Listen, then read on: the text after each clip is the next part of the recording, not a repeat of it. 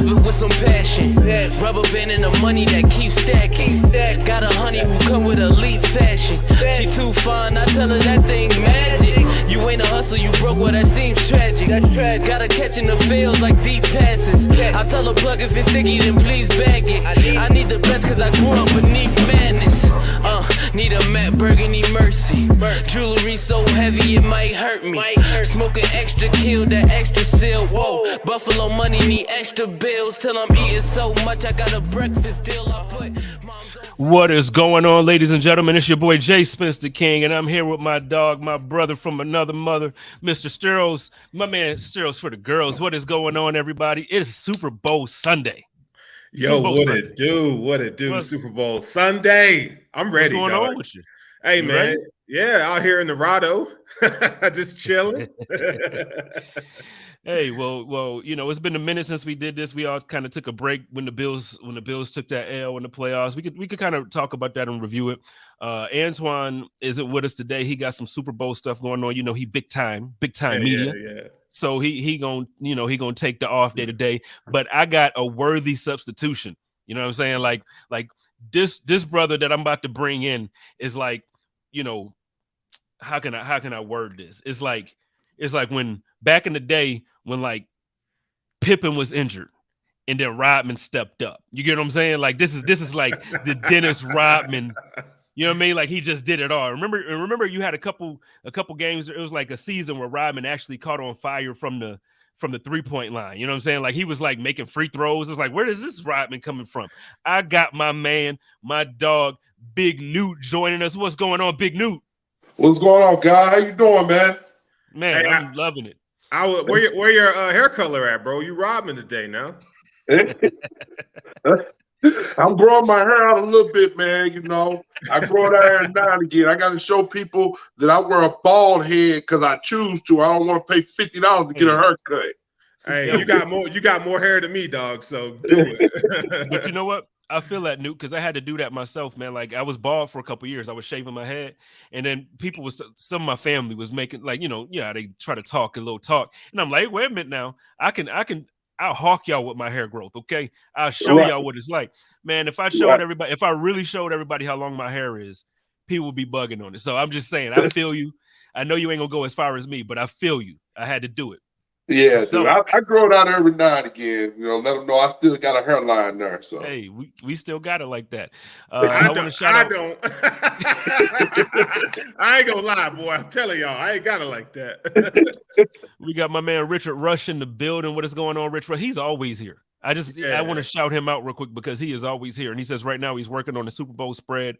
Richard, when you get a minute, man, let me know who you think is going to win. And then on top of that, who's going to win MVP. Let's get right into it, man. We're going to talk about the game, but I want to rehash the heartbreak that we had a few weeks ago when the Buffalo Bills lost at home in the divisional round to another team that took an L in the playoffs, the Cincinnati Bengals. We'll start with Big Newt, man. Like just going back and looking at it, man. How have you been coping now? Like, how do you feel? You over it now, or you still got a little bit of, like, how you feeling? it's hard, man. I've been trying to engulf myself in basketball. You know, I went up to DC yesterday. I went to the Wizards Pacers game. Saw Georgetown against UConn. So I've been trying to watch a lot of basketball to get my mind off of it. And we were going to touch on, like, last week, the Pro Bowl festivities. See, I'm old, man. I'm an old man. I ain't young like you guys. And I just, that Pro Bowl stuff, man, I can't get into it. I know it was packed. Everybody said they liked it. Diggs was doing the pseudo slam dunk contest by doing the catch thing. I just can't get into it, man. So I've been trying to cope by watching other sports, man. And I don't know. I'm looking forward to today. I think it's going to be a good game. Obviously, with us on here being represented, the first time the two black quarterbacks go head-to-head for the Super Bowl. So I'm excited about it. And it's also a great opportunity to eat good food and drink good liquor, man. So, hey, I'm happy. Yes, sir. I got my crown waiting on me on ice. That's right. That's right. That's right. But I feel you because I've been so I've had the opportunity. I had the pleasure of going to the Senior Bowl, which kind of helped, me not having Bills to watch. But I'm like you. I know you. I am probably younger, but I don't feel it in my body. You get what I'm saying? So I feel like I'm around there. I don't like the Pro Bowl either. I don't like the format of it. I don't like, and I get that. So I had Naheem Hines on the or code of conduct this past week, and he was saying how he liked it because, you know, a lot of guys, you know, you put your body through all of this stuff all year, and then, you know, so to have the flag football and all that stuff was fun. And it's like, you know, it's light, but you still get to see a different side of the players and all that stuff. And I'm like, I hear you, like, and I understand from the player perspective, that's probably actually after the game was played, it sounded like a lot of the players liked it. But for me, I'm like, man, bring back the throwing competition. Because, like, now this year Patrick Mahomes is in the Super Bowl, so he wouldn't have been able to participate. But every year in the preseason, the offseason, we always talking about who could throw it the furthest, Josh or Patrick Mahomes. Let's see that. Everybody want to put Justin Herbert in the same class as far as arm talent. Throw him in there. Let's see that. You want to talk about how these guys are fast? Tyreek Hill talks crap every summer. Oh, I'm the fastest man on the planet. Okay, let's do some him versus T. Higgins or him versus Jalen Waddle or him. You know, like let's see the speed that you're talking about against another player. I want to go back to that. And last week, Sarah Larson mentioned that they used to had the big guys, you know, put the straps on the shoulder and pull the trucks. Let's do that. Like let's see some real. I don't know. I'm not a fan of the flag football thing. I feel like that's something for my nieces and nephews to participate in, not Stephon Diggs. That's just how you feel about it, girls. Man, it's just like NBA All-Star Weekend, man. Who really watches it? To be honest. Wait, whoa! I just said it. I said don't listen. Don't take shots at the throne. Just because you watch it. The NBA has the best All-Star Weekend out of any sport. Let's not. Okay, the dunk contest. Who watches the dunk contest? It's not even just the dunk contest. The skills challenge. The 3-point shootout. They found it. The 3-point. I do. Everybody does. You do because you're a big NBA head and you watch it all. I'm just saying for me. But no, I ain't trying to see it. So, you know, skills competition weekend, Pro Bowl weekend, tomato. I don't give two Fs. You call me a hater, but I just don't want to see it. You know, the Pro Bowl selection, you know, I don't really care. I don't even think the players care to be rated to the Pro Bowl. Now, if they were to like compensate these guys, like make it mean something, I think then I would actually want to watch it. But it doesn't mean anything. Like, you guys play sports. Like, who wants to just play pickup all the time? It don't mean nothing. You know, so that's just kind of my school of thought on it. Sarah says I do. Yeah, I'm sure y'all do, man, but I'm just not one to get into it, to be honest. Well, I'm not gonna harp on the NBA comment too much longer, but I will tell, and not to be funny.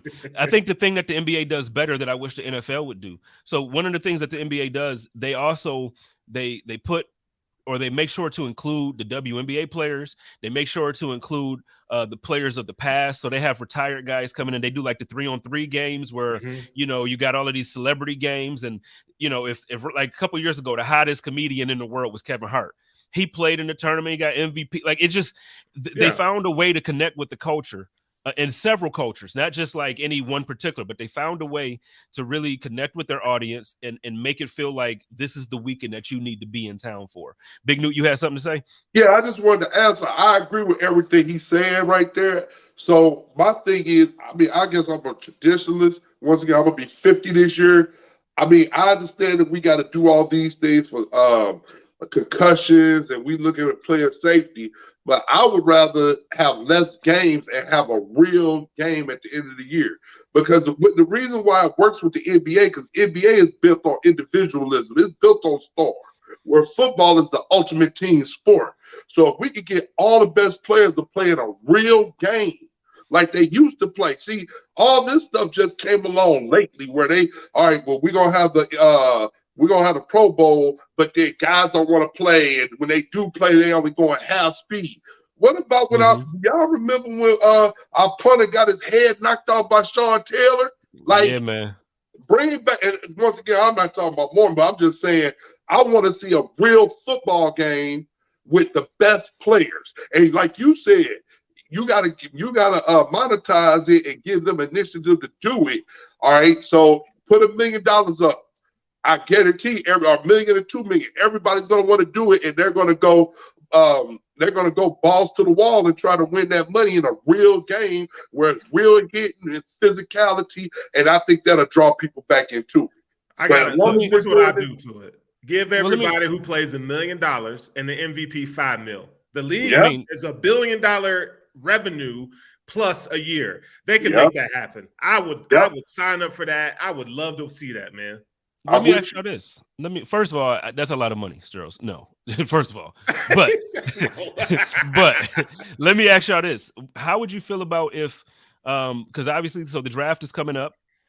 How about if we took the number 1 draft selection team and the number 2 draft selection team, and they go head to head over that number 1 or 2 draft spot? Oh, now I know, I get it. I get it. You have, free agents coming up, or you got people that's not going to be on the team next year, but you're under contract for this year until the end of the NFL season. So who's 1 and 2 this year? Whoever. Bears and the Houston Texans. Oh yeah. So the Bears and the Texans, y'all play, and the winner of the game gets the number 1 draft pick selection, and the loser gets the 2, or something just something that'll be competitive, and that might not make sense.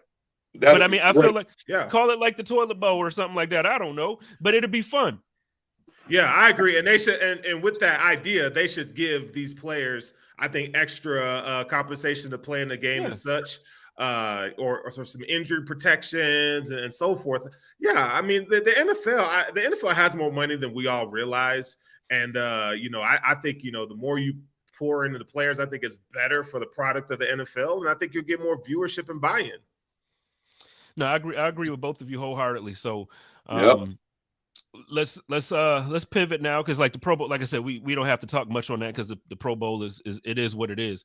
Sarah says the players don't care about draft picks, and I understand that, but the thing is, they're under contract until the end of the year. So even whether they care or not, you are, if this is something that they do, it's one of those things where it's like you're now coaches can choose to sit players. If players are not able to play for injury or whatever, fine, so be it. But at the same time, you're under contract. That's like me saying, hey, well, it's about to be a 3-day weekend, Saturday, Sunday, and Monday. I ain't about to go. I'm not about to play on I'm not going to work Friday. Guess what? You don't show up to work, you don't get your vacation pay. Oh, I'm gonna pop in on Friday. How about that? I'll see you on Friday. 10 minutes early.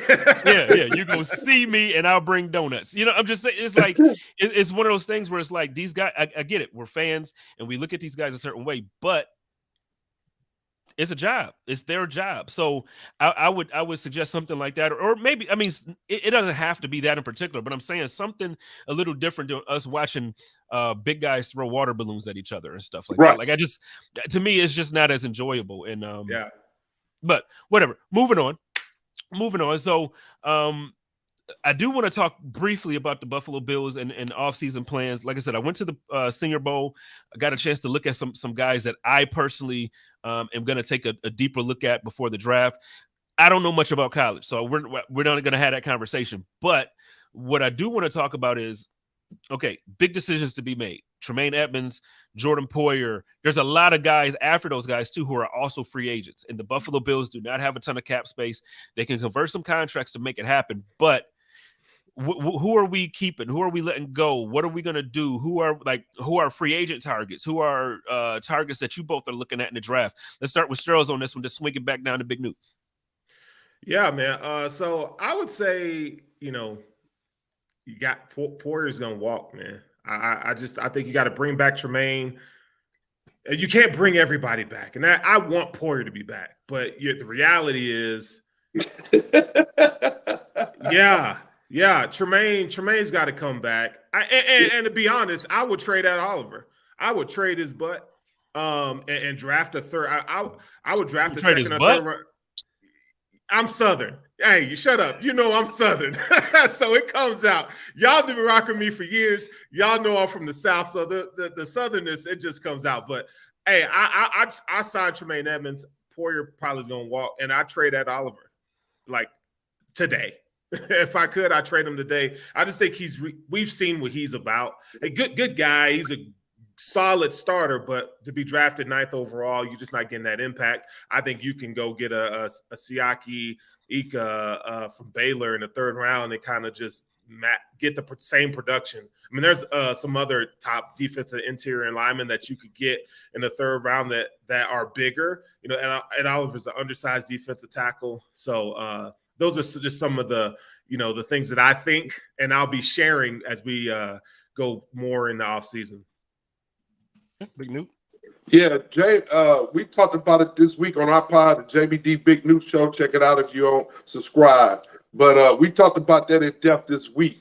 There is some salary cap manipulation that we could do. The salary cap went up last week, so it's more money in hand, but we're pressed against the cap. Josh Allen, a few more people could rearrange and restructure their contracts to where they base salary get moves to signing bonuses.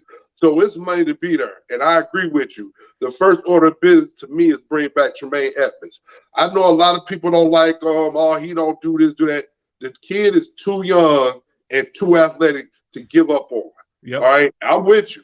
I didn't make a poster board, but I'm with you on that, man. He's too young. He's too athletic to let go. And you need to do everything you can to try to keep our draft picks. And with that being said, I think Poyer's going to look for a payday. I would love to have him back, but it's going to be at the money that somebody else will pay him. All right. Mm-hmm. And so with that, I think he's going to probably walk in free agency. I think that would be a blow to our defense. We saw once he did not play what we looked like.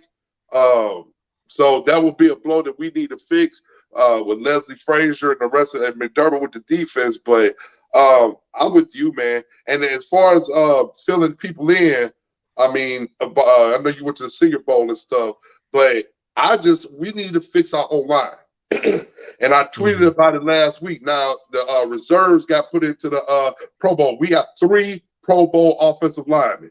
Who would have thunk that? Because if you watch us play, and once again, I'm not trying to kick us in the gonads here, but they did not play like we had 3 Pro Bowl linemen. I mean, can we? Yeah. I'm sure we can all agree on that. Mm-hmm. We need to fix our offensive line. We need somebody better. Was there somebody at the Senior Bowl that looks better than Spencer Brown? Is there somebody there that looks better than Ryan Banks? We need to fix that. Yes. I mean, you can ask the question 3 times, and I'm gonna say yes. Okay. Spence, you stupid, dog. You stupid. He didn't even think about it. Knew he was like, yes. Yeah. Because when you really think about it, and you go back and you just kind of reflect on the year that the Buffalo Bills had, and it's like out of everything, you just want Josh to be protected. And I get it. Like, you look at certain stats and you look at certain metrics, and it's like, well, Josh had X amount of time to throw. Yeah, because he's a genius, and like he's a freak of nature when it comes to certain things, his body, and he can kind of move around in the pocket. He extends plays, and he does all of these other things. So yeah, that number before he throws, it looks like he has time. But when you watch the game like we do every week, you watch every single play, Josh Allen was running for his life every week this week. Every week. And it's just, and then you go back to, and you look at the last game of the year, the last game that we played. Brandon Beane and Sean McDermott say it every single year. The last game of the year pretty much reflects who you are as a team, and it shows exactly where you are. If that's the case, strip it down. Yeah. Strip it down. And I don't mean strip it down like start from Brandon. We have things in place. But that offensive line, strip it down. It ain't what it's supposed to be. You got to protect Josh Allen. After Stephon Diggs, strip it down. We need receivers. We need a wide receiver 2. I love Gabriel Davis. He could be wide receiver 3. Or maybe he is a wide receiver 2, but maybe we're using him wrong. Stop using him only for downfield passes. Use him in the slot sometime. Use him for shorter passes. Use him, I don't even know. You can use him in drag routes. You can use him so many different ways that you could use a player like Gabriel Davis, where you're not throwing a 40-yard bomb that he has a 40% chance to catch. Got to figure it out. Can I say something real quick? Yes, and sir. I don't want to hear Brandon Beane this year saying we're taking the best player available. I'm going to call him to the carpet if that happens. We have specific needs that we can address in 1 year. Ask Kansas City. They fixed their O-line in 1 year. Ask Cincinnati Bengals. They fixed their O-line in 1 year. You could fix, like, these problems that we have, a glaring need that we all agree on, could be done in 1 year. You can fix your O-line and you can find a number 2 receiver. Those things will put us over the top. So miss me with that, Brandon Bean. Oh, we're gonna take the best player available. If we take a running back or something crazy in the first round, I'm gonna be talking about it on my show, bro. Hey, I'm with you, because one of the things that I've been saying too, and somebody tried to say, I think you're just emotional right now because the Bills lost, but I don't feel like I'm as emotional as I used to be, like in earlier years when I started doing the pod. Like I feel like now doing the pod is kind of giving me the opportunity to look at things from a realistic standpoint and really try to break things down from that perspective. Honest to God, man, we praise Brandon Bean in Buffalo. Oh, big baller Bean. He's the best GM in the world. He's a wizard with contracts. His eye for talent is remarkable. And then you look at the last 3 draft classes. And then you look at the amount of players that's still on the roster, or you look at the guys that are on the roster but haven't been playing, or you look at the guys that we haven't been able to develop into stars, and then you turn around and you look at a team like Kansas City. Granted, they had holes that they had to fill immediately, so rookies had to play. But you look at how in that AFC Championship game, every single player from their draft last year made an impact. Every single player. And you had games where, I mean, it was a stretch of period where we did a period. I can't talk this morning, but we had a time there this season where Kaiir Elam didn't even play. He was a healthy scratch several games. Don't get me started on our linebacker that we drafted early. Don't get me started on. You get where I'm going with this? Like you look at Khalil Shakir. How many games did he start and play? Why? Yeah. And I think what you bring up that's the problem. You know, we could talk about how this roster before the season, we talked about how good this roster was. We got depth in so many areas, this, and that, and the other. But the fact of the matter is, what did that prove? What did that get us? It didn't get us anywhere. You talk about the defensive line, and I think that defensive line is what we should be really skeptical about when you take a Epinesa and a Basham and don't get anything out of them. That hurts, right? You're taking Spencer Brown in the third. I'm just not a big fan of Spencer Brown right now. He really I didn't see a jump from year 1 to year 2. And so, you know, the draft that they've been having the past 3 years, like you mentioned, hasn't been really good. And then Terrell Bernard in the 3rd round last year, which I was very skeptical of on Buffalo Rumblings on air when they made the pick. And I'm just like, that don't make sense to me because, you know, Terrell Bernard, in my opinion, was like he's a 6th-round linebacker. Why you take him in the 3rd? So I think that, you know, we always hear it, the Bills come due. And I think the Bills came due. It was evident in the playoffs this past season. And I want to finish up by saying, man, hey, y'all see the NFL awards Thursday night? The New York Jets had the offensive rookie of the year, defensive rookie of the year. So now you ask me how I feel about Buffalo. I'm kind of scared. I'm scared because other people are getting better. Like this was supposed to be our time. Now, granted, as long as we have Josh Allen and he stays healthy, I think we're going to be competitive. But other people are drafting well and their rosters are looking good. I think our roster is a deep roster, but we do have glaring holes that I feel like we've been talking for 2 years now. That's why I get upset. We've been talking about this, and it's everybody from us to Mel Kiper to everybody on NFL Network. And not to cut you off there, but the point that you're making is 100% accurate. It's like you're looking at what other teams are doing, and you're looking, and then you're saying if we could keep Josh Allen healthy. But guess what? We've seen this year that we weren't able. He played through it, but we're not able to keep him healthy because we can't protect. That injury happened in the pocket. It didn't happen when he was scrambling. It didn't happen when he was flipping over people. It happened in the pocket when he was trying to throw the ball. The first year as a rookie when he got injured, same injury. It happened when he was in the pocket trying to throw the ball. So at some point, it's like, look, you're seeing all these teams, and that. So directly after this, we got the Hump Day Hotline coming up with Joe Miller, and one of the things that we're going to talk about as well is like we're talking about, as long as we have Josh, you know, we're competitive. But hey, other teams have quarterbacks too. Joe Burrow now has made it to the AFC Championship twice. He's made it to the Super Bowl. He lost, but he made it to the Super Bowl. Patrick Mahomes. The conversation was Patrick Mahomes and Josh Allen. Those two are unicorns. Now you got Joe Burrow in the conversation. I don't know who needs to hear this, but I'm gonna need y'all to really pay attention to what they're doing down there in Florida with the Jaguars too. Don't forget they got Calvin Ridley coming with that offense as well. Then you're talking about Justin Herbert made the playoffs for the first time. He's gonna continue to get better. You have other quarterbacks. Jalen Hurts is in the Super Bowl. I get it, he's NFC, but are these other quarterbacks catching up with what we expect Josh Allen to be? We need to do better. And then don't be the team. Don't be the Green Bay Packers where you have an Aaron Rodgers who you know is phenomenal at the quarterback position, but you don't get weapons in the draft for him. Don't be that. Yep. Don't be that team. We traded for Stephon Diggs. You did. But then what moves have we made to continue to make this offense dominant? I'm sorry to interrupt there, Big New. Continue your point. I just want to interject there. Hey, preach. Tabernacle. I'm with you. He said tabernacle. And it's like I've been answering a lot of calls and emails and texts about Stephon Diggs. Stephon Diggs ain't gonna keep on taking these early exits, bruh. He ain't gonna keep it. I mean, I ain't never met the brother, but you can just tell by his on-field behavior. He's not going to keep catching these L's. So it's pressure. And it's funny because I want to say this last thing. When we're going to talk about the draft and stuff, and you be at the bar, you be with a bunch of people, and they talk about the draft and be like, man, I don't like that pick. I'll never forget when E.J. Manuel got drafted. And everybody was like, man, I don't like that pick. And then other people like, oh, man, let him do it. That's why they get paid for it. You're just sitting there drinking beer and watching with us. They get paid to do this. Yeah, okay. That's why they get paid the big money, Brandon Bean. They're going to call you the carpet when other rosters are getting better. GMs win Super Bowl. That's why when you have Super Bowl winners, the GM, like our Super Bowl team, the GM Poland got in the Hall of Fame. Our coach got in the Hall of Fame. Everybody gets on. It's a team thing. It ain't just the quarterback in most cases, except for Dan Marino, right? Yeah.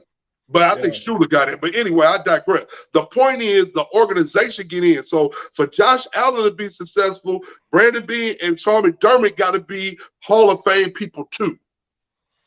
Yeah. You know what? I'm going to keep a buck with you, man. Damn that Hall of Fame. I get it. As a player, individually, it's one of the highest honors you could ever get for your career.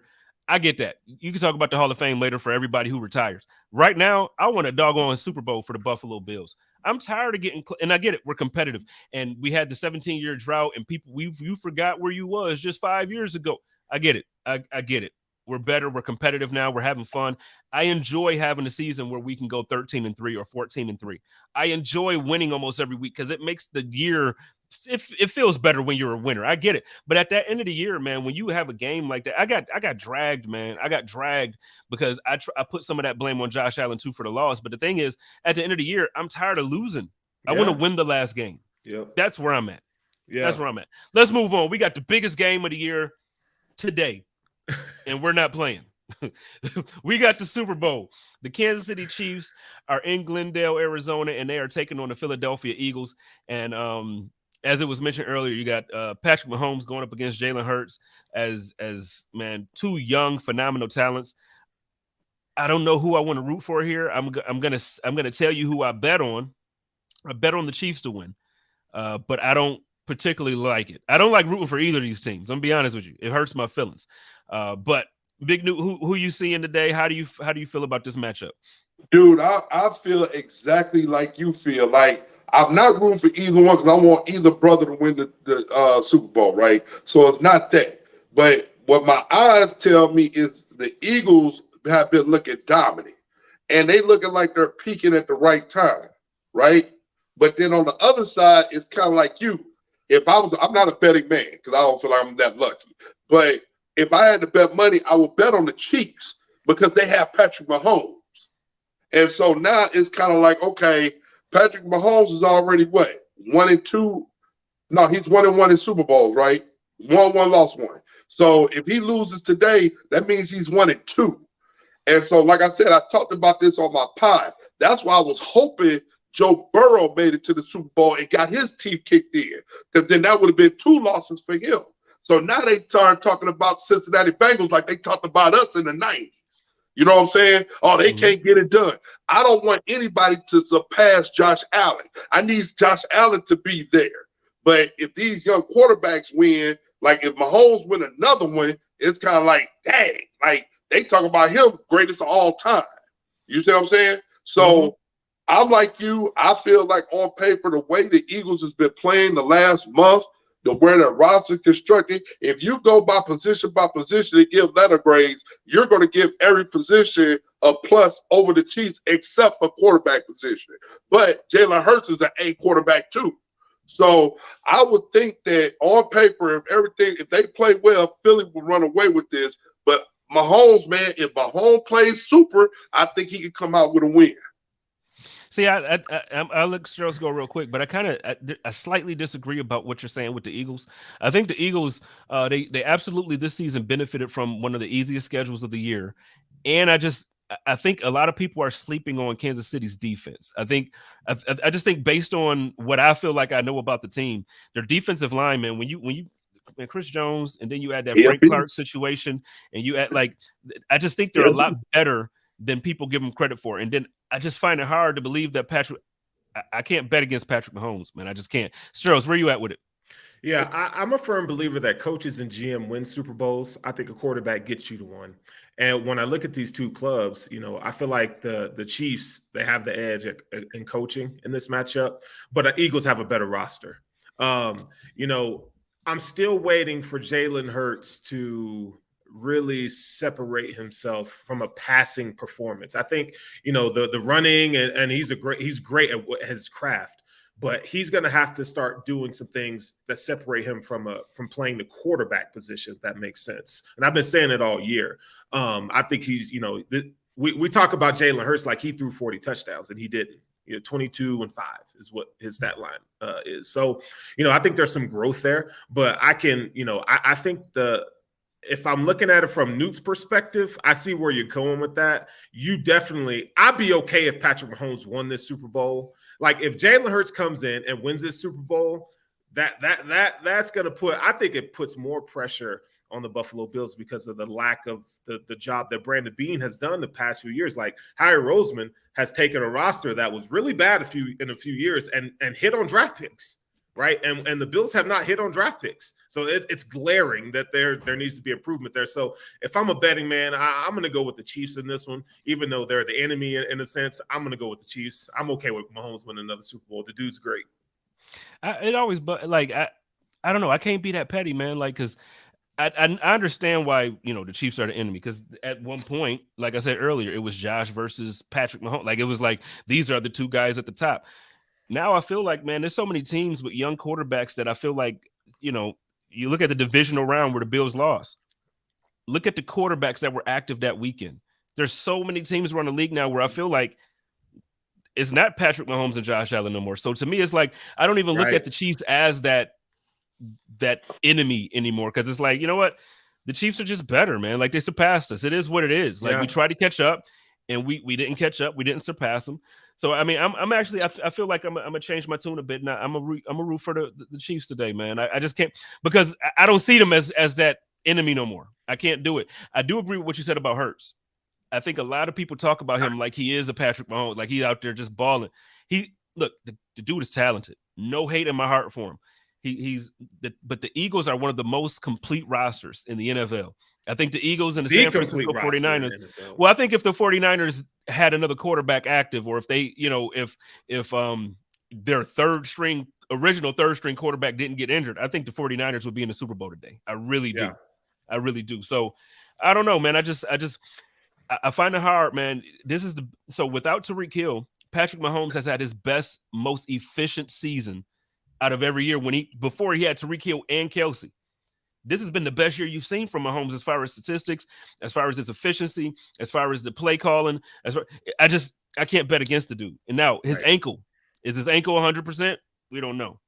We don't know. No, we don't know about the ankle yet. But I just wanted to say, like, I don't hate Mahomes, but we beat him in the regular season. And we didn't get a chance to beat them in the playoffs. So now that storyline is going to carry into next year. Can we get it done? Can we beat a Joe Burrow or Mahomes in a playoff situation when it counts? Not in the regular season, but in the playoffs. And so when I say it from that standpoint, how I look at the game is through the Bills' eyes. You see what I'm saying? So now, and we all speak about the Bills. That's our job.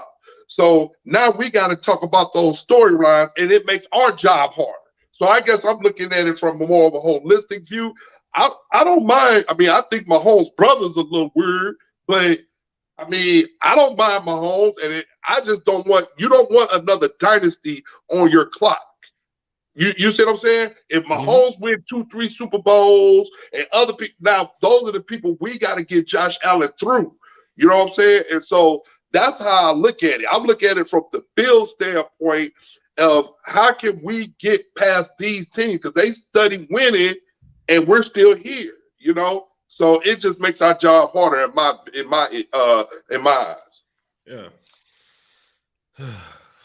It's tough. It's tough, man. It's hard to be here. Like, I think we're so used to being overlooked for so long, and now we're on the platform. Right. We're talking like everybody else, but I still think we just aren't at the top yet. We still got some hurdles to jump through.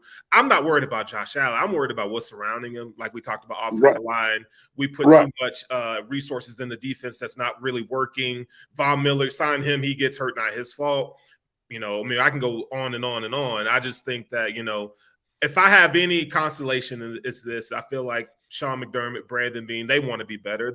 I think the things that we're saying, they know, they feel it, they know it. And I hope that this is the offseason where they rise to the occasion. I was talking to Spence, man, we were talking, 3-4 weeks ago, and I said, hey, this will be the most important draft that the Bills have had in the last, since drafting Josh Allen. If they don't get this right, you're gonna, like you said, Newt, the Jets are gonna be creeping at the door, and they already are.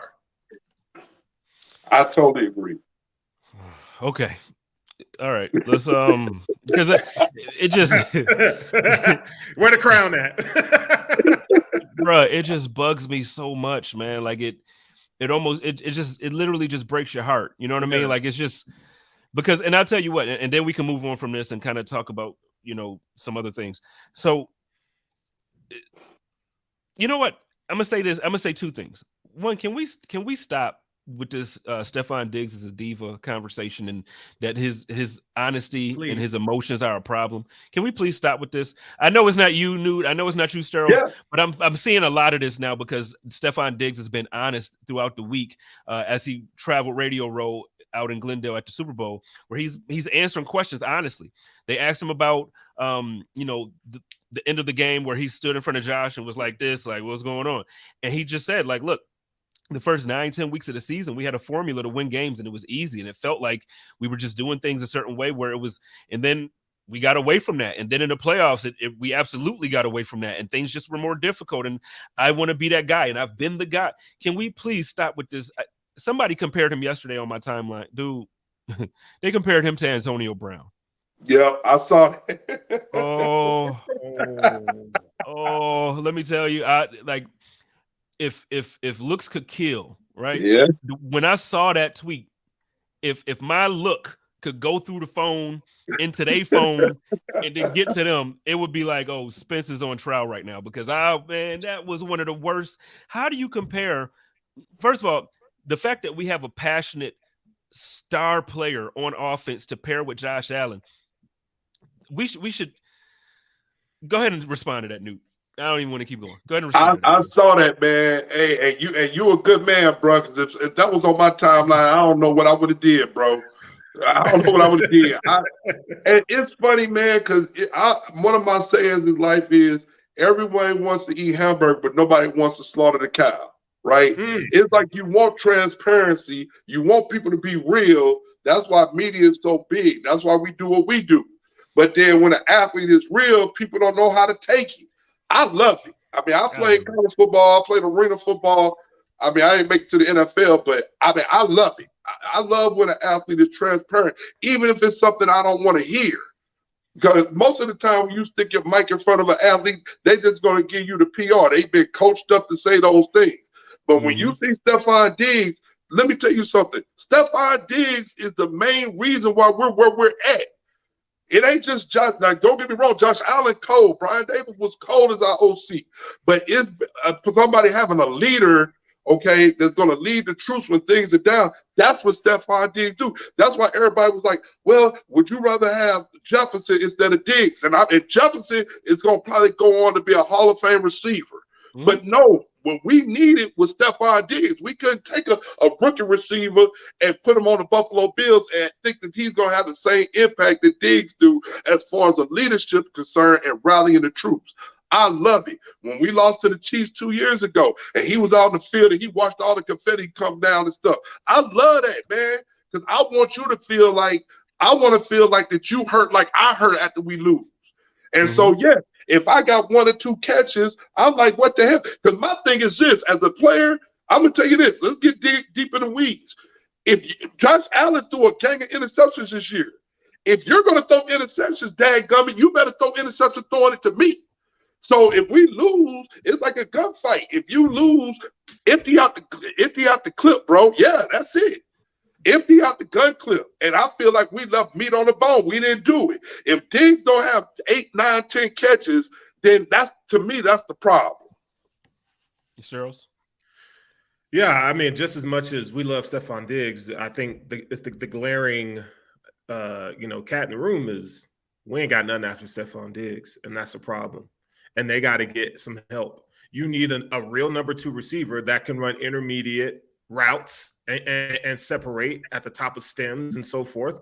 And they ain't got that. And that's why the Bills had to throw the ball down the field all day, because they didn't have Gabriel Davis to be able to break somebody down and catch a 5-yard out or a zig route or whatever. We just didn't have that number 2 receiver. Right. So I think the glaring need is get a real number 2 wide receiver, move Gabe Davis to 4, sign Cole Beasley to play in the slot. And I think you got a shot. But if we go in the next season with just, we just going to throw it to Diggs 10 times a game. Okay, well, what about the other 20 attempts? What we going to do then? We get Dawson Knox every other week. We're going to be hopeful that Isaiah McKenzie catches a clutch ball on a 3rd down. And we're going to pray that Jamison Crowder doesn't get hurt. Like, I'm sick and tired of this mosh posh. I'm just going to throw stuff at wide receiver, and I'm just going to throw stuff at offensive line and just think it's going to work. Like, I'm sick and tired of that mess. Like, that's the thing about Brandon being in this regime that I'm really tired of. Like, you need to go, like, don't be Aaron Rodgers or don't be the Green Bay Packers with Aaron Rodgers, like Spence mentioned earlier in the show. Like, you need to go get real people, get real dudes. Like, because I'm sick and tired of this. You work at Wegmans, you could play wide receiver stuff. It's just, and for me, it's frustrating because growing up in Buffalo, we obviously didn't have a basketball team. So typically you were like a Raptors fan, a Knicks fan, or Cleveland. So I grew up, my favorite position, I played point guard when I was in high school and all that stuff. So my favorite player growing up was Magic Johnson. So I became a Lakers fan. I got spoiled as a basketball fan. We're a championship franchise. You know what I mean? So for me, when you're talking about being spoiled as a fan, and then baseball, I'm in Buffalo. How many fans in Buffalo aren't fans of Yankees, right? How many fans in Buffalo? So again, I'm spoiled when it comes to championships. And then all of a sudden, the Buffalo Bills are everything that we went to 4 Super Bowls in a row in the 90s, can't win 1. But we praise those dudes and we talk about those dudes like they're like, which is fine. I'm not saying this from a position of hate. What I'm saying is we praise those dudes, but they didn't get it done. And now we're going to sit here and we have a guy on our team that has the fire and the passion in him to push everybody around him to get over that hump. He's not happy. He's not complacent. He doesn't want to make it to the playoffs every year. He doesn't want to just be competitive every year. He doesn't want to be 13-3. He wants to hold up the Lombardi Trophy in Glendale down the street. It's this way from me. Like, really, you go through the wall, it's right there. He wants to be holding up that Lombardi. He don't want to be a visitor watching in one of the booths with his family. He wants to be playing on the field, and he wants to win the last game of the season. And we're going, man, Buffalo fans, I love y'all, but y'all make me so mad. Y'all try to run out the year after year. Like, go back and think about it, man. We ran out Cole Beasley. Now, he came back on different reasons. We ran Cole Beasley out of Buffalo. We've run other guys out of – like, let's just love our guys and let these guys – one of the things I do like about Brandon Beane and Sean McDermott is that they let the players be themselves. And regardless of what you think, Stephon Diggs is being honest. And as a media personality, I love it. As a fan of the game, I love it because I want to know what's going on in your head at the end of the game when you're standing like this in front of Josh. Is that really beef, or are you just saying, man, what the heck is going on? I want to know that conversation. So let's cut my man Diggs some slack. Hey, can we also say that Josh Allen is better than Jim Kelly? I'm sorry, but he is, and people can come at me that 2 with years that. ago. But Josh Allen, we got a better quarterback in this era than the Bills had in the 90s, and I don't want to see it wasted. Yeah, I don't want to see it wasted. Listen, so Jim Kelly, let's just say Andre Reed was Jim Kelly's Stephon Diggs, right? Where is Josh Allen's Thurman Thomas? Where is Josh Allen's Lofton? Where is Josh Allen? You know what I'm saying? So like now, Jim was great. I'm not so again when I make that comparison, there's no diss to Jim. Hall of Fame quarterback, led us to a few Super Bowls. I love him. Josh Allen is that dude. We ain't never seen nothing like this in Buffalo. So yeah, y'all. I've been saying this for 2 years, man. I don't know if you remember. I was the one when we were part of Buffalo Fanatics. I was the one that said I wouldn't trade Josh Allen for Patrick Mahomes. And it was like, Mahomes. Yeah, I remember that. It was like Spencer. Yep. Everybody in the chat, Joe, Pierre, everybody in the chat was like, Spence, you crazy as hell. What do you mean you wouldn't trade for Patrick Mahomes? I said what I said, damn it. Josh is that dude. Newt, you got to stand on that today. I wouldn't trade Josh Allen for Patrick Mahomes today. I just feel like Josh Allen does more. I'm sorry, but he does more with less. Mm-hmm. Newt don't agree. I can see his face. I know people don't like it, but all right. I mean, he's like, brother, crazy. I keep it real, bro. I don't make enough money to censor myself. If you told me I could have Andy Reid and Patrick Mahomes, I'm taking both. Not Andy Reid. No, not Andy Reid. Patrick Mahomes. No, both of them. No, I need both of them. Nope. Can't do it. I need both of them. Nah. Patrick Mahomes for Josh Allen. That was the conversation. Because the thing is, Andy Reid is one of the best offensive minds in the world. I feel like everybody. I need both. Yo, give me Andy Reid with Josh Allen. You can't do it. You can't have both. No, and I'll tell you why I'm saying this. Give me Andy Reid with Josh Allen. Because I still think Josh Allen is better than Patrick Mahomes. I agree with that. So, can I say this real quick?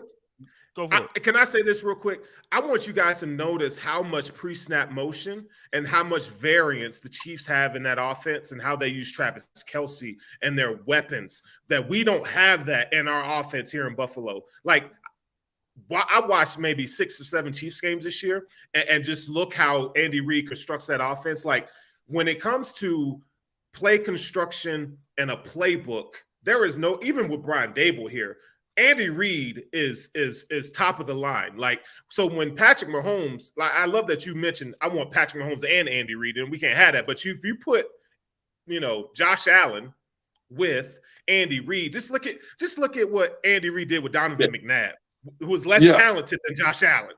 I'm telling you what he did with Alex Smith. Look at what he did with Alex Smith. Yeah. People don't wake up. So Newt, I'm with you. If we could have Andy Reid, then yes. But no, I'm still not trading Josh Allen for. And this isn't a slight at Patrick Mahomes. Patrick Mahomes is the 2-time league MVP. Absolutely. Probably today going to be the 2-time Super Bowl MVP.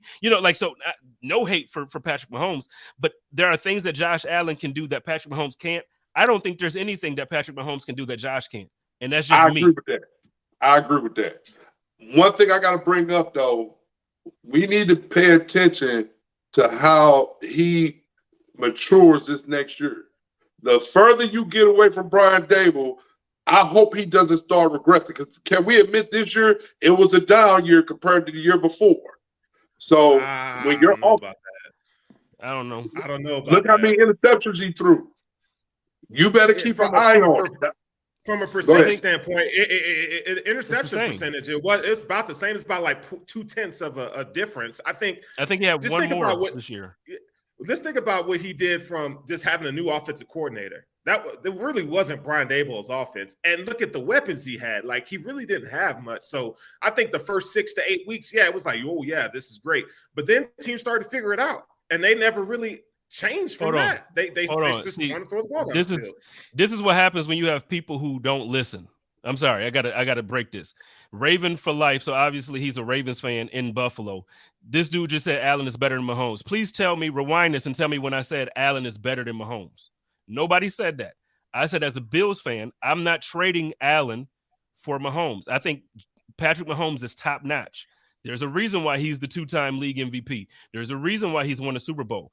I'm telling you, as a Buffalo Bills fan, I'm not trading Patrick Mahomes for Josh Allen. What I do think is that Josh Allen has a physical attribute to his game that Patrick Mahomes does not have. Patrick Mahomes is not running over your linebackers. He's not jumping over your cornerbacks. That's not what Patrick Mahomes do. Josh Allen can run for 700 yards in a season when Patrick Mahomes will not. So you also look at the passing statistics. Josh Allen can do everything that Patrick Mahomes can do, but the decision-making from the offensive coordinator position is different than what they have out there in Kansas City. So when you're looking at the offense that the Buffalo Bills throw out there, it does not put Josh Allen in the best position to be successful. They do put Patrick Mahomes in the best position to be successful. That's the difference, what I'm saying. So Raven for Life 716, please listen to what we say and don't just put words in our mouths. That ain't what it is. I love Patrick Mahomes. I'm rooting for him to win today. Thank you. Go ahead, Big Newt or Sterles. I forget who was talking. Yeah, no, yeah. I don't think we said that at all. But people are gonna cherry pick and stuff like that. But I'd rather have Josh Allen than Patrick Mahomes. I just think that Josh Allen does more. But Patrick Mahomes is great too. So anyway, moving on. Moving right along. You should ask that Ravens fan what he gonna do about Lamar Jackson. I heard they're franchising him. I hear crickets.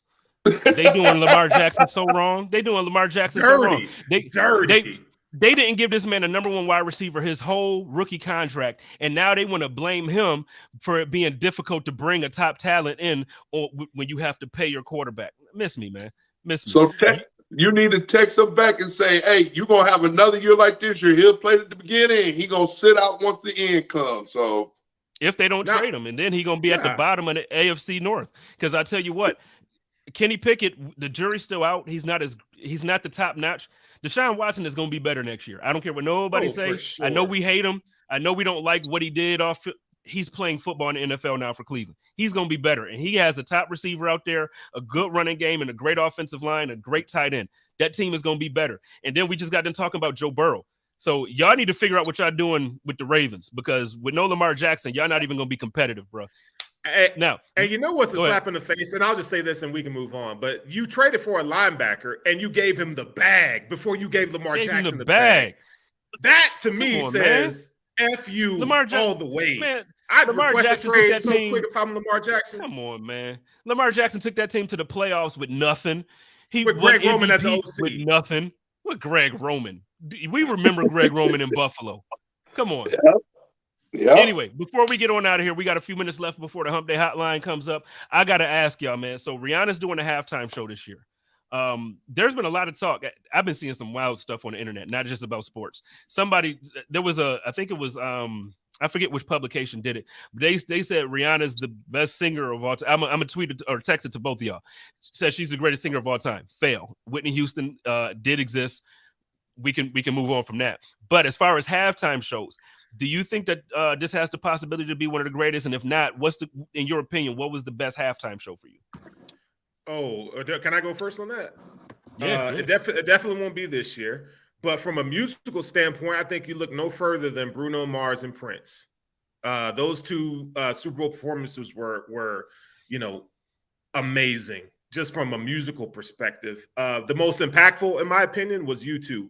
Back after 9/11, that to me was like I was in tears when that took place. So I give it to Bruno though. Bruno, man, he set it off when no one knew. For most people, like I know, like you and me, Spence, we talk music or whatever. But for people who don't really know how much of a musical genius Bruno Mars is, he put that on display. Not only can he sing and dance, but that man can rip on the guitar too. And that I'm telling you, that alone, that I just think it separates you. It really does, man. He's so multifaceted as a musician. Okay, Big Newt, where you at with it? I agree with you, man. I'm spot on with you. I think Rihanna's gonna put on a good show. Whoever says she's the best singer of all time, I don't know where that come from, but that's disrespectful. I think she's gonna put on a good show, and I'm looking forward to it. Prince, man, the incomparable, so talented. I like last year's too. I mean, I enjoyed last year, so we're gonna see what Rihanna do to bring it, man. I mean, my daughter was like, she better not play that slow song, that hit she got now, that the one from Wakanda. She gonna do it. Yeah, she was like, that's gonna make me cry and all that stuff. So hopefully she get up there dancing, pardon the replay and all that stuff. She needs to do that stuff to keep it hype, you know. So, but I like last year. So for me, my personal favorite, and so I'm gonna go with you, Big Newt. My personal favorite was last year. I'm a hip hop head, so you already know, to have Dr. Dre, Snoop Dogg, 50 Cent, Eminem, Mary J. Blige. Like, to me, that was like I was in heaven with that one. But best all time for me is Michael Jackson. I know everybody say Prince. I know everybody loves Prince and they love Purple Rain, and it was raining and it was like, oh, this is perfect. This was like God's plan for. I get it, but for me, Michael Jackson, man, I don't think that there's a bigger I'm him than Michael Jackson. Whenever he was performing at that point of his career, you know, he got up during the Super Bowl. You stood there for 30 seconds. Like, they only give you like 10 minutes, if that, and you wasted 30 seconds just standing there so people could scream, I'm him. That's what he said. I'm that dude. Billie Jean, let's moonwalk out of here. Oh, one more question. You don't like Michael? No. I look. The most favorite part about his performance was when he sang Black and White and he had the chick rip on that intro. Dog. Michael Jackson, dude. I'm telling you, bro. He was so talented, man. I watched a video of him the other day where he was tap dancing. It's like, what can't he do? Not only he's dancing and singing with no auto-tune. That man was dancing and singing and running around the stage with no auto-tune, zero help. He is the most talented performer that we will ever see in our entire life, bar none. So, then last one, and then we can get on out of here. Chris Stapleton is singing the national anthem. I still say Whitney, but y'all go ahead. Yeah, go ahead. I don't care. To be honest, I don't care. Listen, dog, I love my country, bro, but Whitney Houston was the best, and Chris Stapleton. I'm good, bro. I'm good. I would like to see Christina Aguilera or Jasmine Sullivan get a shot at the Super Bowl to do it. I would like to see one of those two. I think vocally, both of them do things that are just out of this world. And I don't think, especially Jasmine Sullivan, I don't think she gets the respect that she deserves vocally. She gets respect, but I'm saying, like, she's not put in the same tier as other singers. Phenomenal voice. If y'all don't know anybody in the comments, y'all don't know Jasmine Sullivan, please go listen to Jasmine Sullivan. She is just different. She is just different. So final thoughts before the game. We got a couple minutes. Sturros, you want to go first? Listen, let's go Chiefs. I think, and if you're a Bills fan watching the game tonight, I want you to look at how Andy Reid calls this game. Look at the pre-snap motion and how they use Travis Kelce and how they use these secondary receivers to have big impacts, like Valdez-Scantling, who's really not that good, but they really know how to use them. Like, that's what the Bills need in their offense, a mastermind that knows how to get the most out of his guys. Man, I wanted Juju so bad too, and like in the free agency, I wanted Juju in Buffalo. He's better than people didn't like Juju because of his TikTok. I get it, you don't like him. Please, I would. Man, go ahead, Big Newt. I'm sorry, because we gotta go. I hail from St. Louis, Missouri, 4 hours east of Kansas City. Went to college and played football. An hour outside Kansas City. Great barbecue. Love the people. Love the city, man. Like I said earlier, it all comes down to Mahomes. Mahomes got to be Superman today. If he's just okay or doesn't play well, I think the Eagles going to run away with it.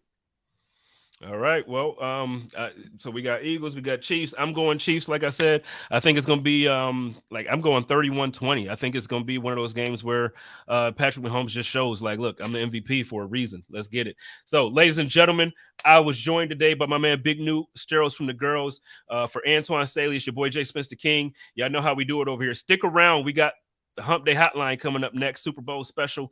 Y'all love each other, take care of each other, and live in peace. And as always, stay positive, test negative, go Bills.